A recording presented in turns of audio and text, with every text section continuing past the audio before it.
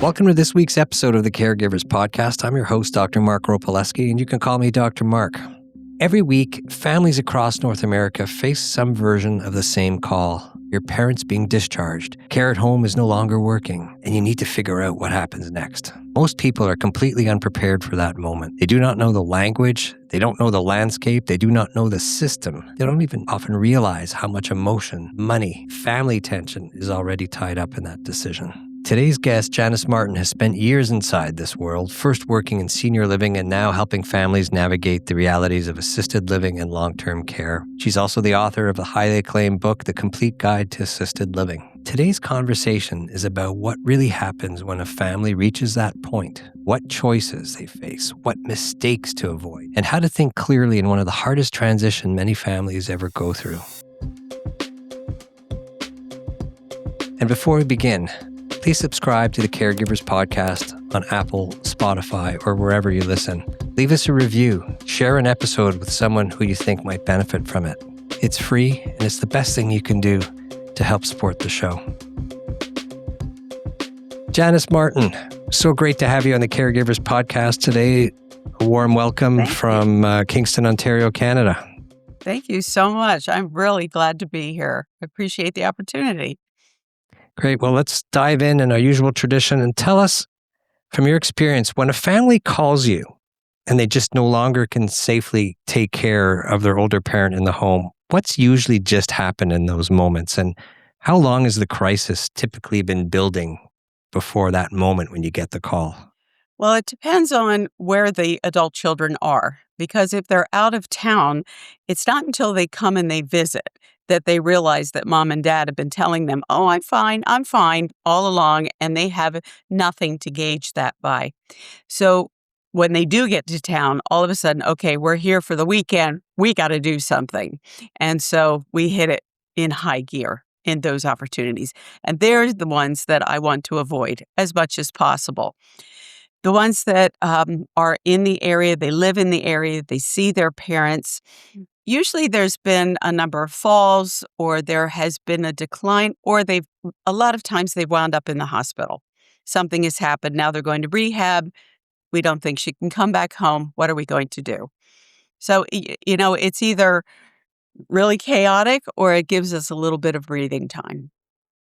So when you say the ones that you want to avoid, you mean you try to make sure that those urgent sort of catastrophic realizations are least represented in your practice, and that hopefully people have a bit of an opportunity to weigh in on the situation maybe as it's evolving, as opposed to having that cold realization one weekend where, oh my God, this can't go on. Yes, exactly.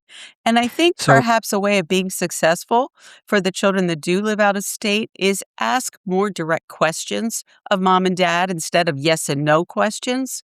Because you ask yes or no questions, you don't know what to gauge it with. But if you are trying to engage them in a conversation, you may learn quite a bit more. In your experience, do things in the home change rather quickly? And if, let's say, you do have family living out of town and you're in maybe 4 times a year, quarterly, or maybe even 6 times a year, is that enough to have a handle on the pulse of things, or can things change really quickly and then you still have those realizations when you come in on one of those trips that, oh boy, something's gone wrong? When you're visiting more frequently like that, yes, it is a good amount of time to be able to really gauge the degree of the decline. How much is it different from last time? But when you don't see your parents for quite a while, it can be quite shocking. If you are here, you may notice, or if you're on the phone with them, they're more confused. And it could be a temporary situation. I always tell people, let's start with the simple stuff. How much water are they drinking? Are they dehydrated? Have they been tested for a UTI? I'm not medical, but those are the two most common things that happen, that I get this panic call. She was fine last week. Now she doesn't know anything that's going on. Let's start with the simple stuff. I always remember as an internal medicine resident that when someone came in delirious, the first thing you did was check the urine and say maybe completely asymptomatic and floridly delirious.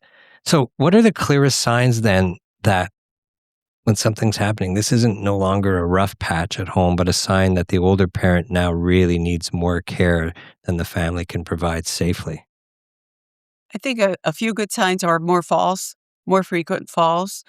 Uh, that is the biggest predictor to me of something that's moved beyond safety measures. Sometimes the sheriff's department will call me or they will give the individual my card and say, you need to reach out. You need to be thinking about assisted living. So those falls, especially if the emergency people are coming more often, it really does need to be addressed. And it could be the level of confusion is increasing. Maybe they're not eating well, or they're big one, not taking their medication appropriately. They think they are, but they're not. They forgot that they took it, they take it again, and then they have a real problem. Then their blood pressure drops. Yes. The popularized recently has been this whole concept of frailty and aging. What about when frailty emerged? Maybe that fall hasn't happened yet, but frailty is just emerging before your eyes. Is that a good early sign to act on too? It could be, at least it could be a good opportunity to bring in interventions like physical therapy or a nutritionist or even the Hmm. doctor to go over the medications to start from that aspect. Again, you know, I believe in assisted living. I believe in the community of assisted living and the importance of socialization. And if somebody is isolated, that's not a good quality of life. I recognize that they want to be in their home, but that's just a terrible, terrible quality of life. But on the other hand, I also recognize that people want to stay home as long as possible. So my initial process is to let's explore other options first. As long as when I meet with them initially, I do believe that they're safe, then we can start it that way. It seems like that fine balance between staying at home and connecting with memories as opposed to connecting with real people today in maybe a different community than we were used to, but Yeah. one that still is much more nurturing. It is. It is indeed. I find that beyond the care and the medication and the nutrition, the socialization is critical. Oftentimes, especially if you have a full-time caregiver and the caregiver now can't leave that loved one alone and they are the loved one is so resistant to having care in the home. Now they're both isolated. They never see their friends, they never go anywhere, and it doesn't give their friends and others an opportunity to intervene and say, listen, we've noticed that you've been really declining. Can we talk about this? So getting out and just finding some joy in life, just by sitting in the dining room with other people or sitting on the front porch, seeing who's coming and going, that's engagement. And that is a degree of socialization. Well, with all the interest in longevity and things like that, it always boils down to basic principles and not necessarily the next supplement, but human interaction and connection is probably as important to a handful of extra hacks. Very much so. Very much, especially if it's someone I just recently helped this gentleman. He had been married for over 60 years. He went from living at home, being married, and then his wife died, and he's never lived alone. And he was living with his daughter briefly. She recognized that he needed to be in a social environment. And in the amount of time that he was at home with her alone, he declined. And then we were able to move him to an assisted living very close to his daughter's house so she could visit often. And he has just he's blossomed. He's finding what interests him now. And it's a beautiful thing to see. So, once again, a rediscovery of self. Yes. Now, if a family were to be told they just have 48, maybe 72 hours to figure things out where an older patient or older parent can't stay home safely or can't go home safely, what do they really need to sort out first? I mean, that's a pretty dramatic scenario. That is, and I find that happens a lot for folks that are in rehab because it's all predicted. Your stay is predicted 100% by Medicare, and they'll get a 72 hours. And they're, what do you mean? I can't go home, or I can't bring him home. I can't care for him. So the first order of business is really going to be determining what are their care needs right now. Let's talk about that. That's number one, always the care needs. And then number two is going to be, what is your budget? And do you want to look at this as a short-term stepping stone with a goal to return home, or do you feel that this may be a more long-term agreement, and can you sustain that cost? That's where we start off with. And then I try to keep it close to the family so they're not driving a lot, and trying to understand the lifestyle and what brings that individual, their uniqueness to the situation, and how can we match that? Pretty urgent conversation to start trying to have if it's never been brought up before, and if it's never even had the surface of it scratched. Most people don't in want to talk conversation. about it. They don't. I don't need to worry about that. I don't need to worry about that now. I'm going to stay in my home. I'm going to live to be 100 and die in my sleep. That's their plan. And They're going to carry me out of here. yeah, Yep. it's a wish. It's not a plan. So talk about what is important. And I often advise people to be thinking about what would indicate to them that they can no longer stay at home alone when they're healthy, not when they're in the midst of all this. But what do you feel would have to happen to recognize that maybe we do need to be talking about that? And it could be, you've had multiple falls, you've had confusion, things in the house are not going well, you're not taking your medications right. And then share that with your loved one. Share it with your family, your children, your neighbors. So when they see that you get to that point, they can begin the conversation. Listen, we talked about this before, and this is what you shared with me. So now I feel that because I promised you that I would help you, this is when we need to start talking about this, and just talking about it. Allowing yourself to have enough time to process everything and make good, confident decisions. You can't do it in 72 hours. You have to start that conversation ahead of time, way ahead of time. You mentioned Medicare, and maybe just for our listeners, because we have listeners from around the world, there may be different, operatives making those decisions in different places, whether you're in Canada, the US, Yes. or abroad. But is that a medical decision? Is it an administrative decision? I mean, who is Medicare? And if someone's not fit to go yet, how does someone override that for the sake of Right. a very urgent discharge to an unprepared family? And it's awful when they're discharged and they're not safe. They're not safe to leave yet. It is 100% in the United States with Medicare predicted and determined by the Medicare government, Medicare, whoever oversees it. And not just Medicare in general, but your specific plan that you have. We have Advantage plans here, and Advantage plans make it more cost effective for those who are low income or the elderly who are on a fixed income. It's very appealing to them.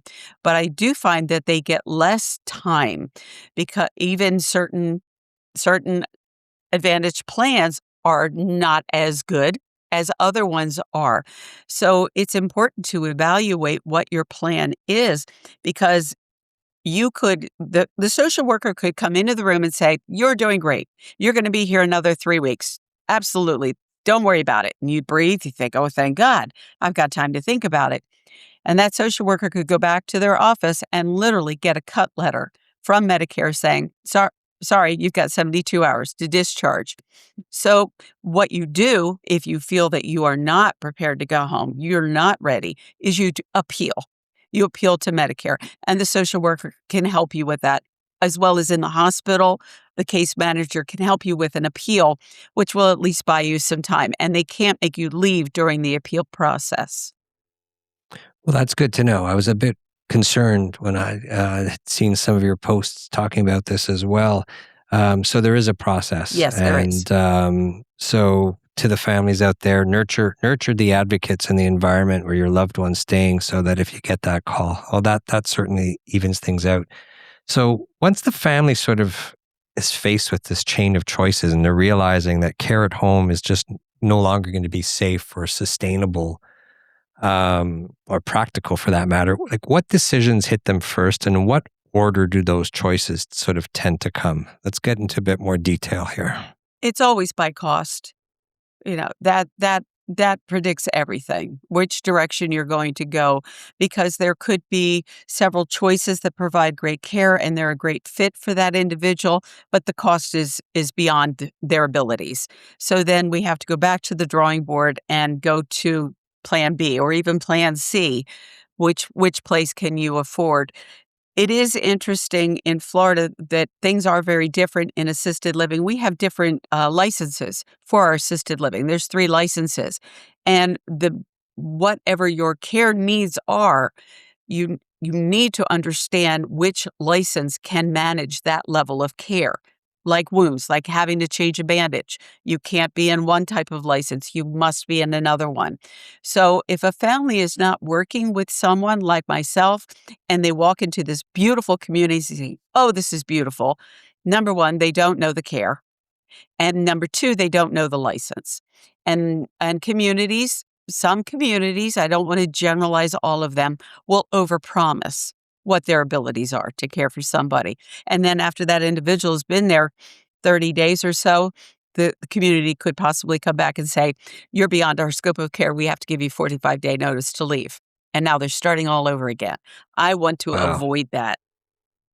Absolutely. So all of the upfront work. So is there a value proposition? Is there like a strategic way that a family can get the most value out of the package? Like, can we understand these different options at such a granular level? Is there a value strategy? There is, to a degree, because the care fees are separate from the room rate. So the more that an individual can do for themselves, the lower their care fees are going to be. Makes So, sense. to encourage someone, get some physical therapy. Let's keep you as strong as you possibly can. Try and maybe even get your room a little bit further from the dining room so you have to walk further every day. Hmm. Little things that you can do. If you can shower yourself, by all means, shower yourself. It's going to save you money. But likewise, I do caution people when an assessment is done before they move in, please don't downplay or deny that there are significant care needs when there actually are. Because when the assessment is done, the nurse may determine, oh, you're a you're a low level of care and your care fees are going to be X number. And then you're in there not very long. Another assessment has to be done within 30 days. And they realized, oh, she does need help getting in and out of a chair every single time. That means we have to go to her. Oh, I didn't realize she was completely incontinent. Oh, we didn't realize, and on and on. And now your care fees go way up.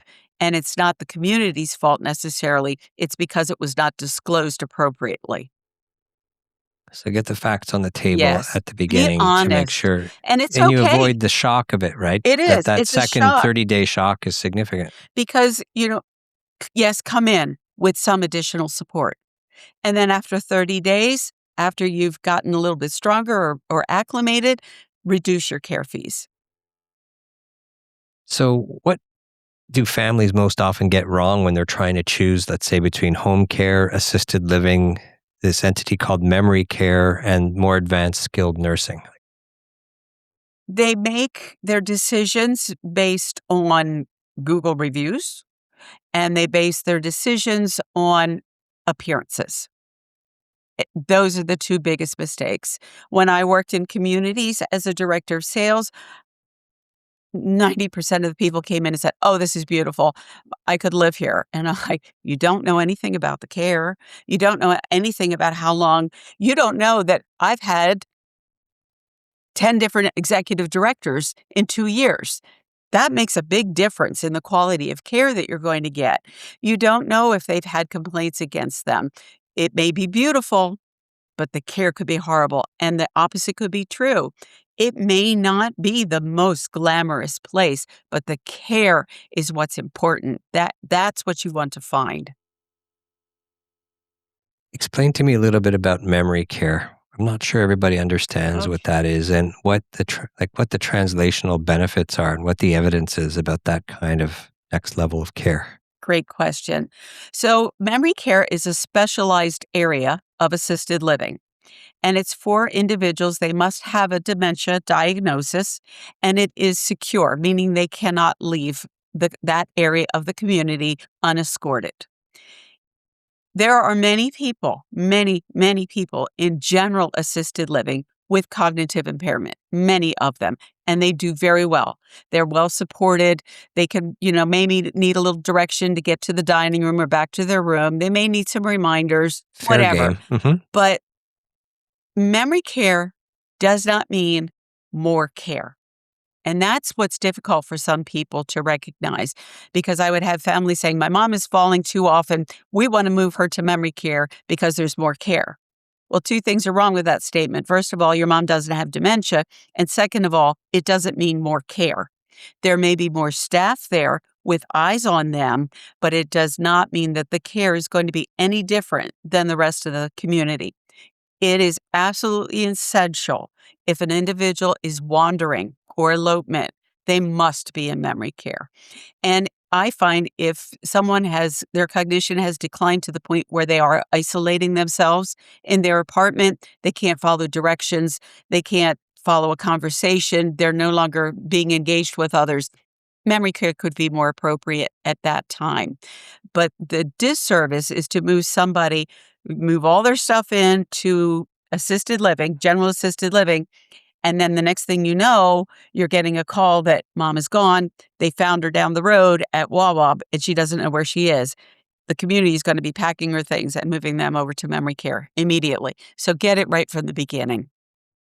So it's not like people have extra training in skilled sort of cognitive management or extra stimulation of the patient, or Yeah, well, to a degree, yes, there is okay. additional training. Everyone gets training on dementia, but it's a little bit more. And then it's also more hands-on experience, which is more important than sitting there and watching a video.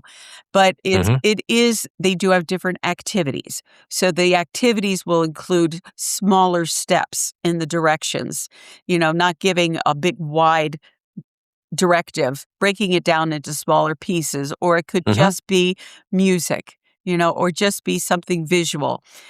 The activities will be different. We become sensitized to changes in the caregiving environment professionally, lack of resources, lack of personnel, budget constraints. And in this setting of memory care, I mean, one thing I always remember is that patients with dementia at the end of the day can become agitated, a bit more cognitively challenged, the so-called phenomenon of sundowning. Oh, yes. It would seem to me that's a time where you don't want to be short on staff, because you might need to check in on individuals, or they may call for more help. Do staff levels parallel that phenomenon that we witness in They do dementia generally patients at have the end more of the day? staff, always have more staff. And another reason why they do need more staff is a lot of the care needs two people, needs two caregivers to toilet someone or to get them changed. It takes two people. So especially from that aspect, you're going to need more staff. Okay. In So Florida, that's we don't reassuring. have the ratio of caregiver to resident. It's not there. It's not in our regulations. It simply says in Florida that your caregivers must meet the needs of your residents in the community at any given time. So it will fluctuate. And so memory care must be staffed to a higher ratio than general assisted living because of those needs. Well, that's certainly reassuring to me as a listener. So, why do so many families sort of default to, well, we can handle this, we're all together, we can handle this at home? I mean, what are they underestimating about the round the clock needs that safe and proper care actually demands? The exhaustion, the stress on the caregiver, they underestimate that, truly. If you don't have a good support system, if you don't have people stepping in to help you or to relieve you from time to time, the stress is enormous. And if you get outside caregivers, the cost can be significant. Assisted living memory care is very expensive, but when you break it down to what you get per hour, it's pennies to the dollar based on in-home care being 24 hours. The thing I hear often is, I could get in-home care for that amount. No, you really can't. It's going to be triple that for 24-hour care. So, I guess families are faced with all of these important, critical decisions in the moment. But what's the most dangerous financial assumption that families show up with when they reach out to you looking for help to navigate this process? Well, they're sometimes unaware of resources that are available to them. In the United States, we have the aid and attendance benefit that is available to our veterans and their surviving spouses, depending upon what the veteran served and where and for how long. It must be 90 consecutive days during a wartime, with only one of those days during the wartime. Doesn't matter where they were, except for the early days of Vietnam. They could be in Germany, they could be in Wisconsin, they could be anywhere. Um, so the aid and attendance benefit is a wonderful benefit for assisted living and memory care. It goes directly into the individual's personal account, and it can be used in any assisted living. And it's not too very difficult to get it. It's also retroactive. The payment is retroactive to when you apply. So if it takes 3 or 4 months or longer to get approved, you're going to get a nice big check at once. On the other side, there's Medicaid. And Florida is structured differently than most states in the United States. And we have the ability to protect an individual's assets. So even if they have significant assets, they can still qualify. But Medicaid is a little more challenging in the assisted living world. For nursing homes, that's one thing. But they're unaware that there are things that we can do in Florida to help with that. And they may only call 1 or 2 places, and they're calling the most expensive because they're pretty and they think I could live there. And they're basing their assumption that they all cost that much when they don't. So what I'm hearing is that for listeners elsewhere, is that find out what's available federally in your country. And I imagine there's some state-specific benefits that may exist across different states. Well, Medicaid is a state benefit. The aid and attendance is a federal benefit, but the Medicaid does not transfer from state to state. I see. So to listeners, find out what's available federally and your state or provincial or territorial benefits. Talk with an elder law attorney, and they can direct you what's the best option for you. So if a family doesn't have the money for private pay, what are the options when facing issues like poverty? Like what are the options that exist, and what happens to people when there's simply not enough private funds? It's a lot of the individual or extended family. I know. It's a lot of people. It's probably more how than do you not. navigate that? Pardon me, sorry? Probably more in that circumstance than those that can afford, even if it's on Medicaid. Because even on Medicaid, it doesn't mean you can afford a place at all. It's up to family. It is completely up to family.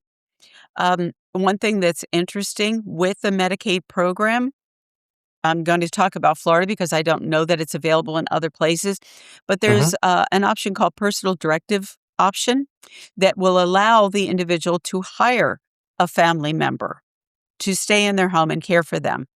That family member is treated just like an outside employee. They have to have a background check and fingerprinting. They have to report hours. They have to report what they did, and then they can get paid a wage to care for their loved one. That is tremendous, and most people don't know that. And I would encourage you to look into wherever you are to see if there's something like that available, because that individual cannot work more than 8 hours. So you may have to hire 3 people to cover the different shifts, and you're not paying for it other than Medicaid is paying that individual minimum wage, at least minimum wage. It's nice to see the evolution of some ongoing discussions in state legislatures and other things that sort of pop up on the newswire in terms of discussions now that are realistic about disability, caregiver tax credits and other types of options, or some sort of financial compensation for time caregiving. The other thing that I've noticed recently, and it keeps popping up on the grid, is that big companies are starting to realize the value of a caregiver who's actually able to maintain some semblance of health balance. Oh, yeah. They're more productive at work when they're given that flexibility to not leave under duress and stress if they Exactly. do have to attend an appointment. And I think it's translating into better better outcomes at the corporate level. So that's It is. reassuring, that flexibility. And I think it's going to affect a large number of people, and especially when they're negotiating these sort of stages where they're in that transition between still trying to work at home in the home place of the care recipient to sort of optimize before the big decision comes. Yes. So take us a little bit through what math that families really often get wrong. I mean, you alluded to it a little bit earlier, but what does around the clock care actually cost compared with, let's say, assisted living and then long-term care? And like, how much money will families often burn through going the wrong way before they realize there was probably a better suited option? I apologize. I got a cough. We've got terrible allergies in Florida right now, and I don't want to be coughing through this. Home care costs about $35 an hour. And if you have 24-hour care, it's 3 shifts at $35 an hour. That comes out to over $21,000 a month. And you still have to provide food. You still have to pay your mortgage or your rent if you still have it. You still have to pay all of your insurances. You have to pay all of your utilities. You have all of that on top of the caregiver, and hope that it's consistent. Hope that they show up. Likewise, in assisted living, it is possible to get like a studio apartment with a lot of care for $5,000 or $6,000. That comes out to about $6 an hour. You're getting your food, your utilities are cared for. You have your maintenance right there.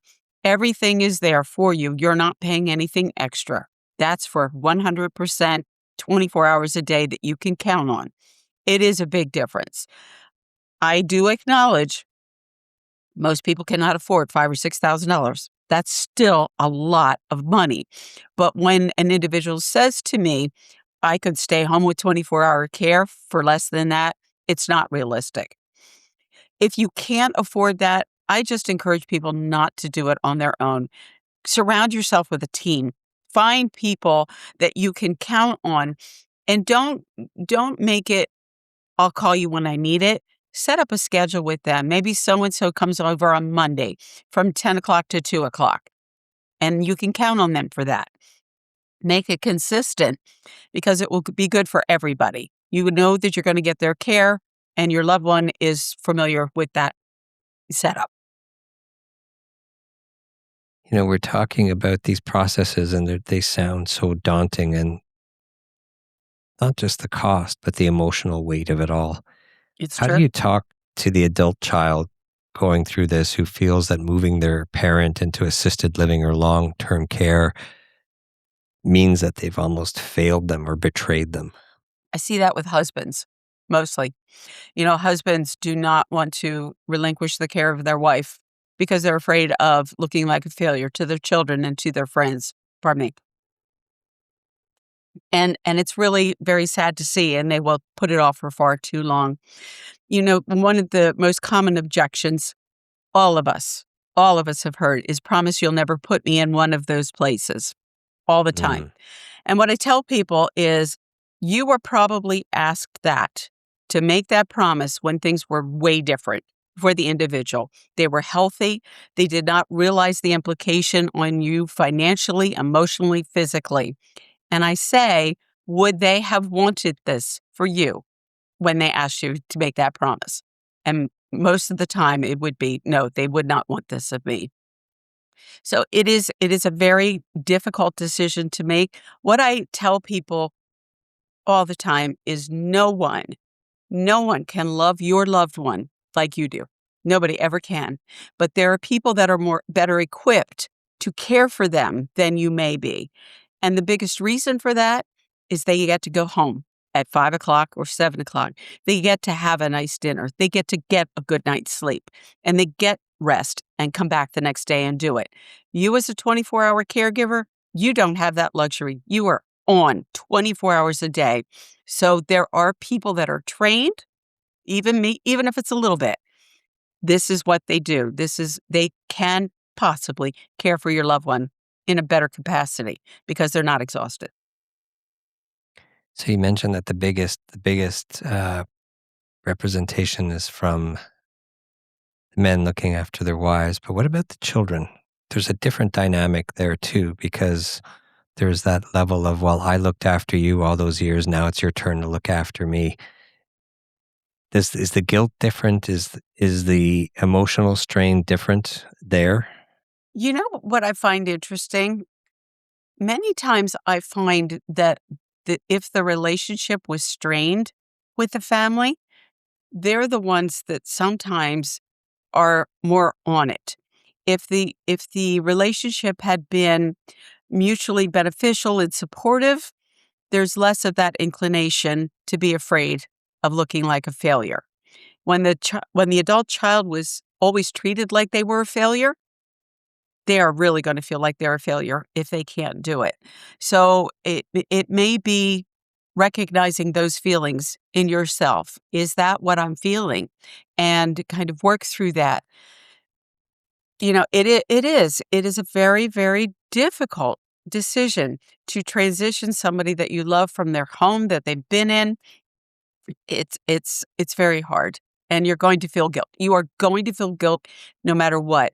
But I tell everyone it will be just as hard next week as it will be a year from now. It's going to be that difficult of a decision. So if you know the time is right, don't put it off till, oh, we'll wait till after Christmas. Oh, well, we'll wait till after his birthday. Oh, we'll wait till after this. You can still celebrate those things, but it's going to be just as difficult of a decision.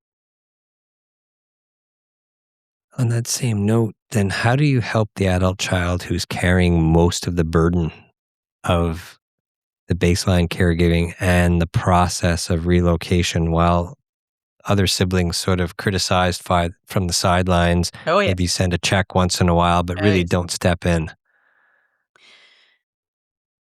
It takes a lot of confidence to overcome those situations. Even if you have a lot of siblings, it can be just as difficult as being the only child because you have no one.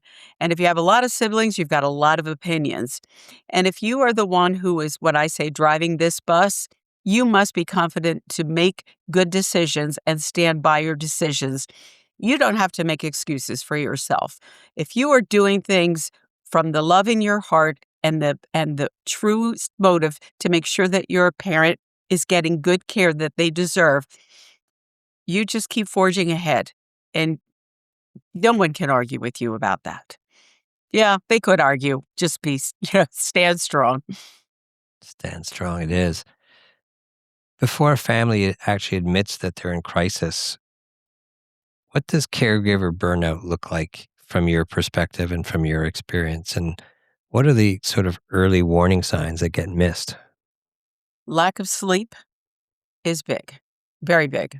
They're not sleeping all night because sometimes the loved one is still sleeping in the same bed with them and they're up and down all night. And the lack of sleep is going to affect you physically. Your immune system is going to suffer. Your overall health is going to suffer. Your cognition, your making rational, good choices is going to suffer. Also, caregiver burnout, self-medication. That's a big thing. Drinking too much, over medicating yourself because you're just exhausted or you're just so tired or anxious. And isolation for yourself, not going to the doctor for yourself. You're taking your loved one, but you're not addressing your own needs. These are all significant signs of caregiver burnout. And you're no longer doing the things you used to enjoy. So, Janice, I had this question that's really been sort of there's burning a hole. How do you get that conversation going? I mean, you can have environmental events. I think back to when my mom decided she was done at the house, which she had lived in for 50 years. It took a big bunch of storms coming through to flood the basement. Oh, yeah. And even, thanks to a great plan from Intact Financial, she she had great care, but her basement was dug up for 6 months, if not longer, to get it completely refinished.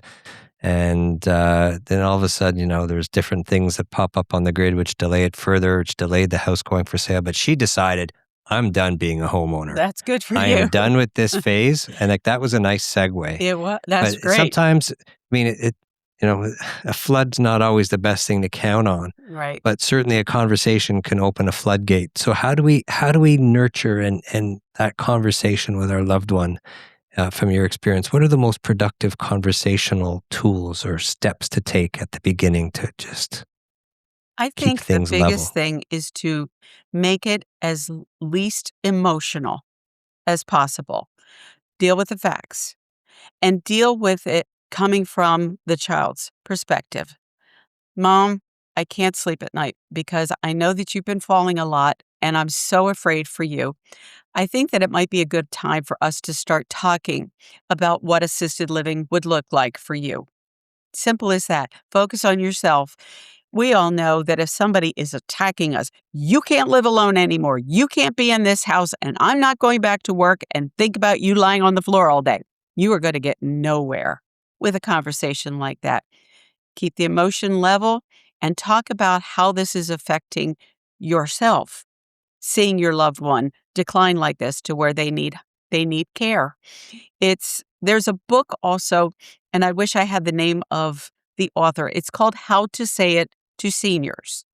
And it talks about the psychology of our brain development throughout our entire life. And there are certain words that should be used more readily for seniors than you would if they were 50 or even in their 40s. What words to use and what words to avoid. And it has proven to be a very, very valuable book for me. In fact, when I worked in the community, I bought a lot of copies of it and I gave it to families that didn't know how to do it. I do want to share with you that I had a conversation with my mom. My mom has now been gone for about 8 years, but she was living in her home. And my mom had vascular dementia. She'd had a number of small strokes. She was incontinent. She was very unbalanced on her feet. She walked with a walker. And I was visiting her in her home, and she said, "Promise me you'll never put me in one of those places." I've been working in one of those places at that point for a number of years. And I told her, "Mom, you get up every day, you put on your makeup, you get dressed, you love to go out, you play bridge just about every day. You enjoy being around other people. You're eating okay, you're very social.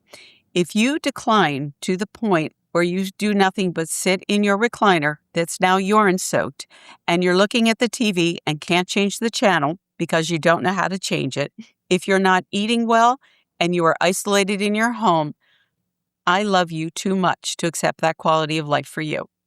That was about me. That was about me.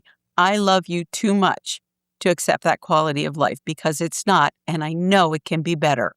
So I will help you through this and make sure that it's something that you agree with. You know, I love you too much.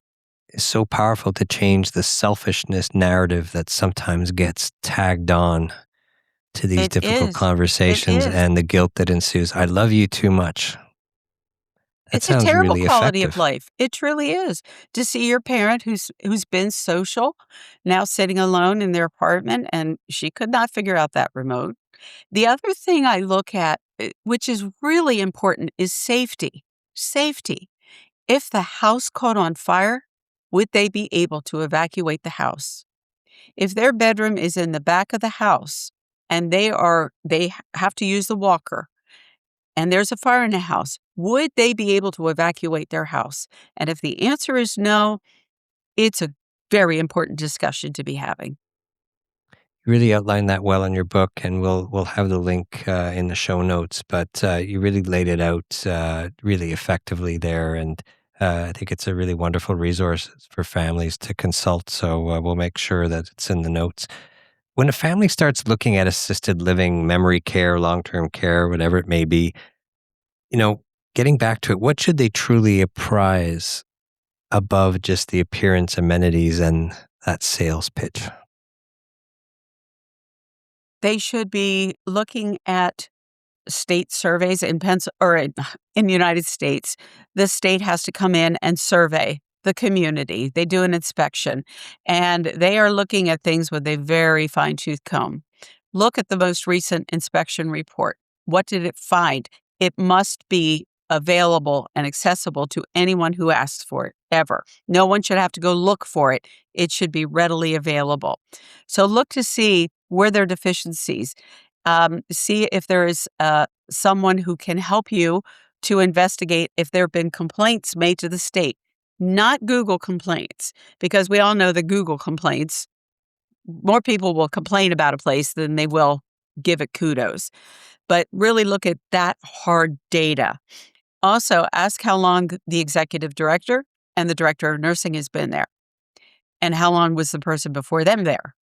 Because some of these places, the revolving door, what happens is you get an executive director or a director of nursing that you've had multiple over the course of a year, 3 or 4 over the course of a year. The staff becomes complacent.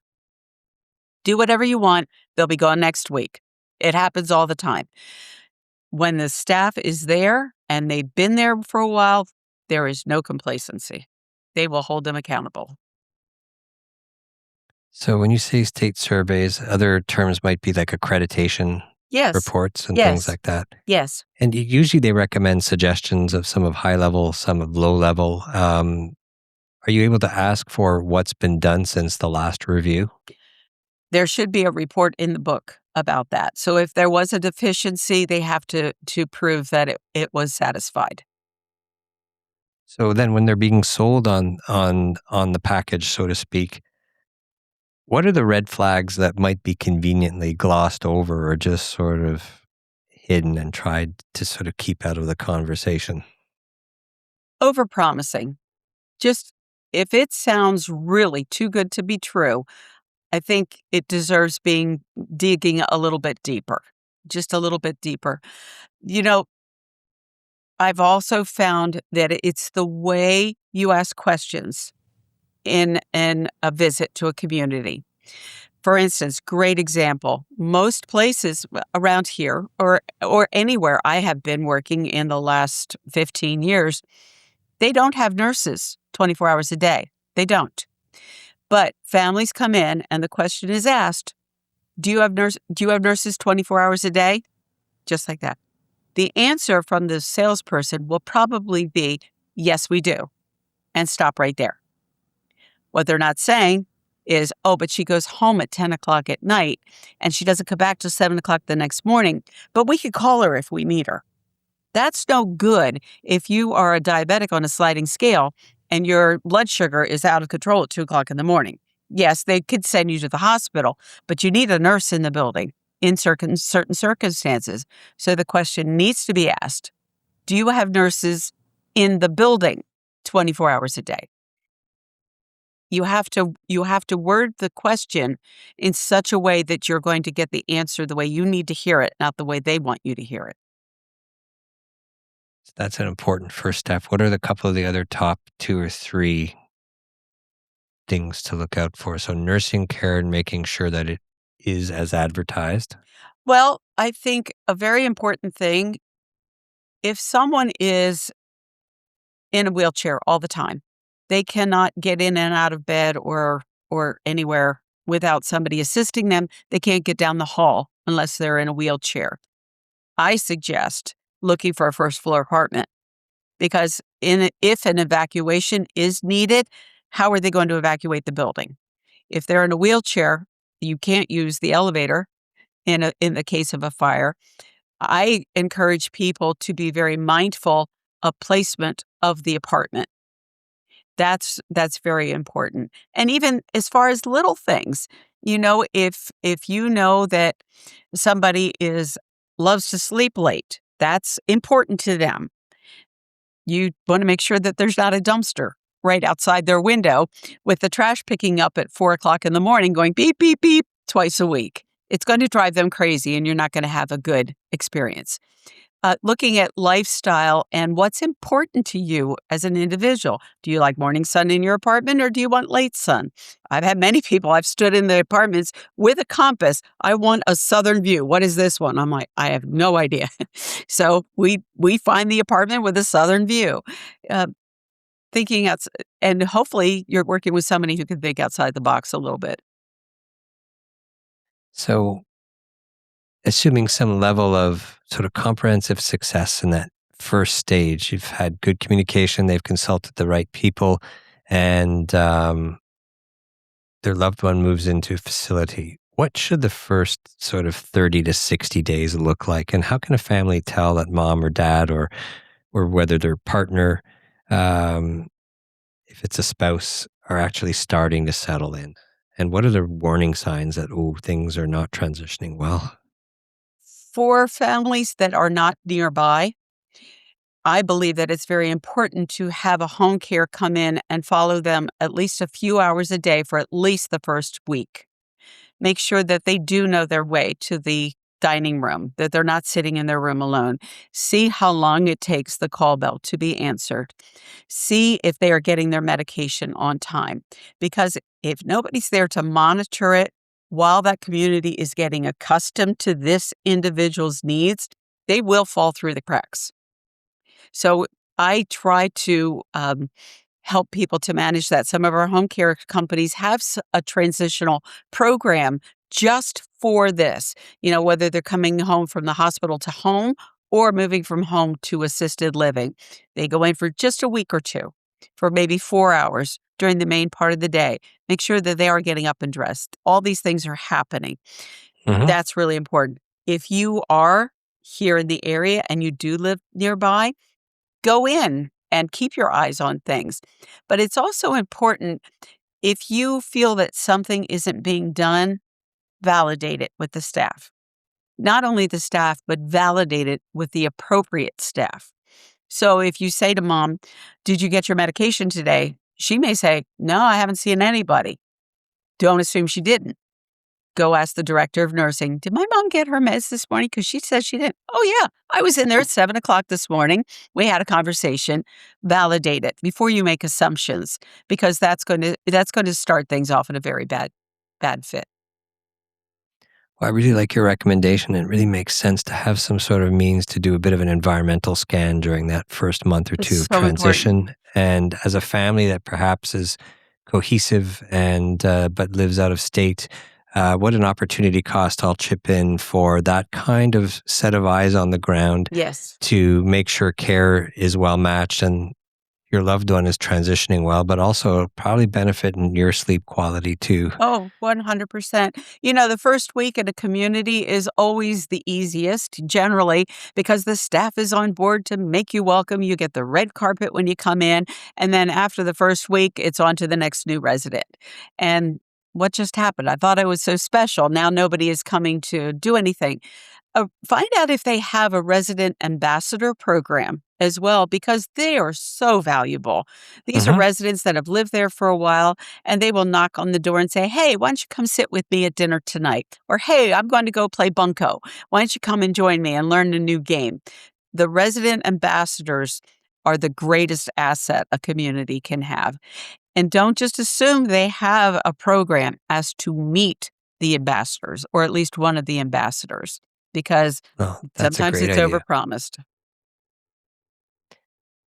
So, Janice, before we wind up our discussion today, I'm thinking of the caregivers out there listening, or maybe even families listening. What would you say to the family listening right now who knows that mom or dad may need more care than they're even way more care than they're trying so hard to provide at home, but they still feel terrified to make those first moves to get the process of transition going?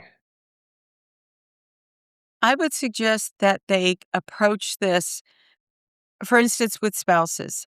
Now the spouse is yelling. All they do is argue with one another. They never argued before, and now it's constant like this. Please consider that by allowing someone else to assume this enormous responsibility to allow somebody else to assume it so that you can become the spouse again. You can come in, you could take your loved one for a walk, or you could read a book or watch TV together, and you're not butting heads all the time. By allowing them to do that, it just makes a world of difference. Even for parent and child, become the daughter again, become the sister again, the spouse again. You can change it. I just had somebody, I moved in and, I said to her, now what? What are you going to do to bring joy back into your life? And she said, I hadn't really thought about that. And I said, now it's time to allow them to. But keep in mind, often say this as well, you are not giving up care. You are bringing in a team of people to help you help your loved one. You will always be the leader of that team.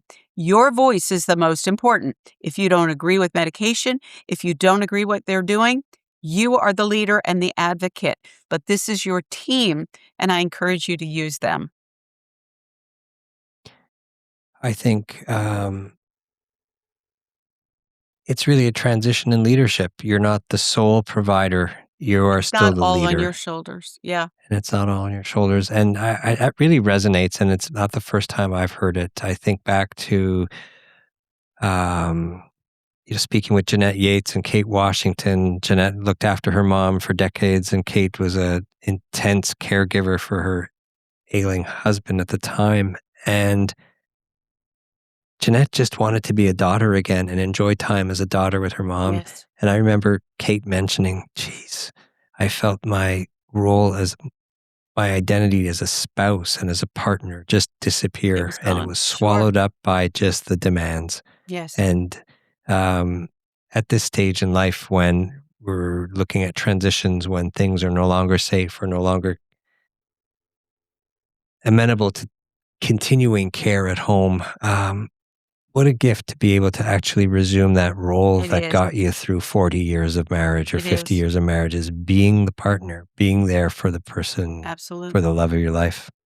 I would also like to, I don't know if you know that I have the second book, and it's called The Journey to Assisted Living: Expectation versus Reality, because there is this chasm between what people think assisted living is going to be. No, they are not going to do everything for you. No, they are not going to provide one-on-one care. No, they are not going to do certain things that some people think, well, then why did I move here? Well, remind them, this is why you did this. But I really felt the need for that book because there's just so much information to absorb, and there's so many emotions that even if you do recognize the information, you can't retain it because there's just so much coming at you. So really to validate again and just be in good communication with the staff saying, hey, I noticed this was happening. Can you tell me why?